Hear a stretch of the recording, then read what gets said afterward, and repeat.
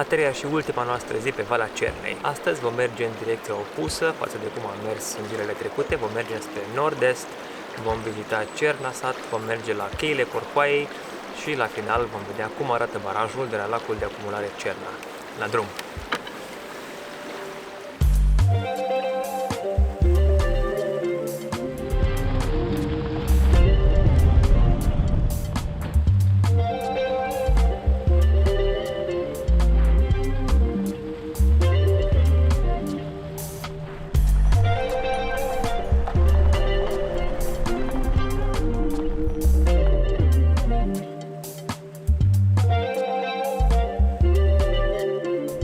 După cam 20 de minute de mers pe un drum accidentat, asfaltat, dar accidentat, am trecut de Cerna Sat, care e undeva în spatele meu, și am ajuns la cheile Corcoaia.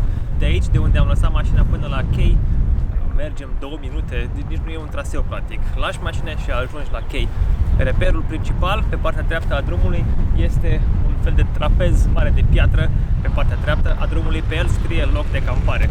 Hai să mergem să vedem cheile.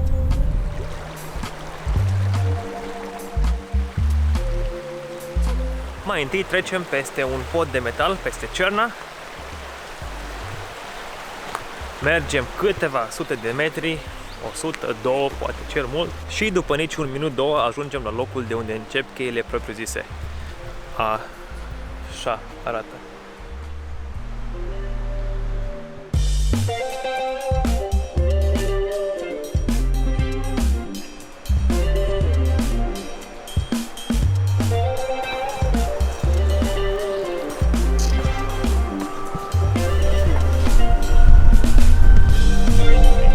E uscat și mi se pare periculos. Nu pot să-mi dau seama cum e aici când e umed după o ploaie. Aveți foarte mare grijă cum mergeți pe aici, terenul este înclinat.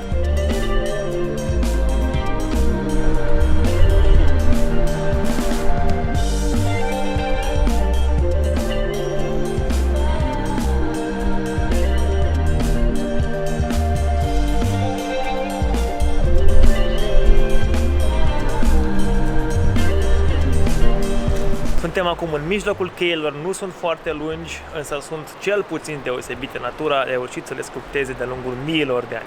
Dacă sunteți în zonă, fix după Cerna Sat, pe partea dreaptă, ar fi păcat să ratați cheile Corcoaia.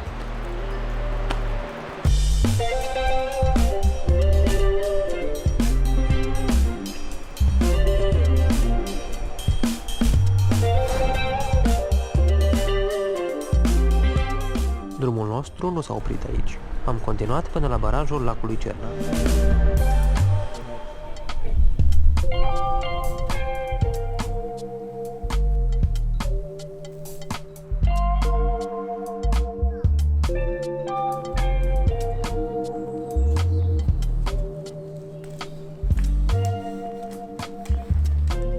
Am ajuns într-un final la capătul traseului nostru, atât la propriu cât și la figurat. Am ajuns la barajul de pe lacul de acumulare Cerna. Sper că v-a plăcut ce am filmat pe aici. Din punctul meu de vedere, întreaga zonă este una atât nedezvoltată la adevăratul potențial, ceea ce este un punct negativ, cât și nefrecventată foarte mult. Adesea, în ultimele zile, s-a întâmplat să fim ore în șir singuri pe trasee. Dacă vreți să mergeți într-o zonă montană din România care să nu fie foarte aglomerată, unde să nu fie foarte multă lume, eu zic că Valea Cernei e una dintre opțiunile cele mai bune. Cam atât pentru azi. Până data viitoare, la revedere!